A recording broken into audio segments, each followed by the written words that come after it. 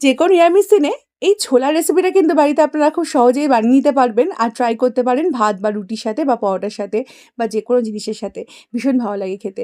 আর অনেক সময় এই বর্ষাকালে সবজি পচে যায় বা সবজি খেতে ভালো লাগে না, সবজিগুলো মানে মজে যায়, তখন কিন্তু এরকম একটা হাই প্রোটিন ছোলার রেসিপি কিন্তু বাড়িতে ট্রাই করতে পারেন।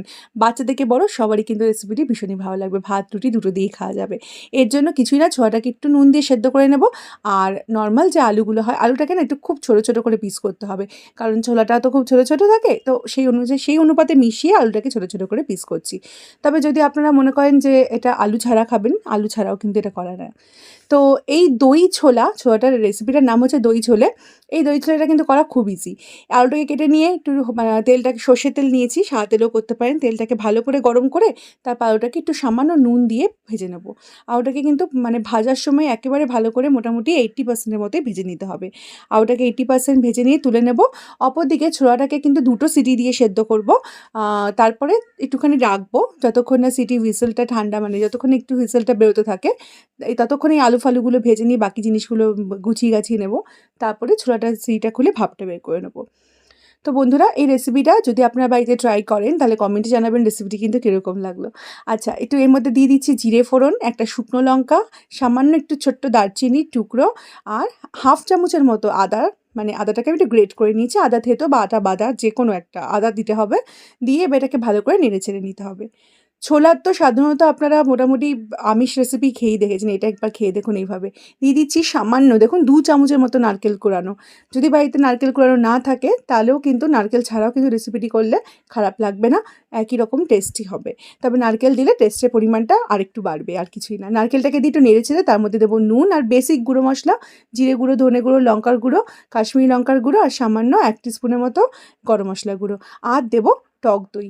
টক দই যেহেতু এটা দই ছোলে, তার জন্য এখানে টক দইয়ের পরিমাণটা থাকবে ৩ থেকে ৪ চামচের মতো। তবে টক দইটা কিন্তু ভালো করে একটুখানি ফেটিয়ে নেবেন। টক দই দিয়ে মশলার সাথে মিশিয়ে একটু সামান্য জল দিয়ে দিচ্ছি মশলা কষাবার জন্য। সামান্য জল, জলটা দেখেছেন নিশ্চয়ই, মানে একদম হাফ কাপেরও কম, যাতে মশলাটাকে ভালো করে কষাতে পারি যতক্ষণ না মশলার গা থেকে তেল ছেড়ে দেয়। সেই স্টেজ অবধি মশলাটাকে ভালো করে মিডিয়াম টু লো ফ্লেমে কষিয়ে নিতে হবে। দেখুন মশলার গায়ের উপর দিয়ে হয়ে তেল ভেসে উঠেছে। এই স্টেজে আমি এবার যে সেদ্ধ করা ছোলাটা সেটা এর মধ্যে দিয়ে দেবো। তবে শুধু ছোলাটাই দিচ্ছি। সেদ্ধ করার সময় যেটি একটু জল দিয়ে সেদ্ধ করেছিলাম সেই জলটা কিন্তু দেবো না, সেই জলটা ফেলে দিয়েছি। তো আপনারা চাইলে ওই ছোলার জলটা খুব হাই প্রোটিন, মানে খুব উপকার হয় জলটা খাওয়া শরীরের জন্য, খুব হাই প্রোটিন থাকে। তো সেটা কিন্তু ঝোলের জন্য ব্যবহার করতে পারেন জলটা রেখে দিয়ে। এবার ভালো করে ছোলাটাকে দিয়ে নেড়েচেড়ে একটু ভাজা আলুটাকেও দিয়ে দিলাম। দিয়ে কিছুই না, এটাকে এবার ভালো করে মিশিয়ে নিতে হবে। রেসিপিটার মধ্যে চাইলে একটু ধনেপাতা দিতে পারেন। তবে ধনেপাতা দিলে ঘি গরম মসলার যে গন্ধটা সেটা কিন্তু মরে যাবে। সেভাবে আসবে না। ধনেপাতার গন্ধটাই বেশি চড়া হয়ে যাবে। তার জন্য ধনেপাতাটা দিলাম না। একটু দিয়ে দিচ্ছি চিনি, ১ চামচের মতো ঘি আর দেবো এখানে এলাচ, ২ টো এলাচকে একটু ভালো করে গুঁড়ো করে নিয়েছি, শুকনো এলাচকে, সেই এলাচ গুঁড়ো। এই এলাচ গুঁড়ো, ঘি আর চিনি এটা কিন্তু লাস্টে অবশ্যই দেবেন। রান্নার কিন্তু পুরো স্বাদটাই চেঞ্জ হয়ে যায় এই ৩ টে জিনিস একসাথে দেওয়ার পরে। তবে ৩ টে জিনিস একসাথে দিয়ে তারপরে একটুখানি মেশাবেন। তারপরে একটু সামান্য ঝোলের জন্য, মানে এটা তো ঝোলা, ঝোলা খায় না, একটুখানি জাস্ট ওই হাফ কাপের মতো একটু জল দিলাম। দিয়ে এটাকে লো ফ্লেমে মিনিট ৩-৪ এর মতো একটু ঢেকে রাখবো। যাতে সমস্ত মশলাগুলো ছোলার মধ্যে ঢোকে, আলুর মধ্যে ঢোকে। ব্যাস হয়ে গেল। তারপরে ঢাকনা তুলে নেড়েচেড়ে পরিবেশনের পালা।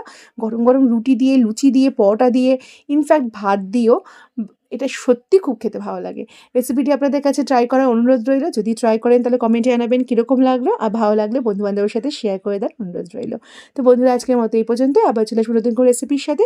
সবাই ভালো থাকবেন, সুস্থ থাকবেন। আমার রেসিপিগুলো ভালো লাগলে চ্যানেলটিকে সাবস্ক্রাইব বা ফলো করে দেওয়ার রিকোয়েস্ট রইল। আজকের মতো এই পর্যন্তই। আবার দেখা হবে পরের রেসিপিতে।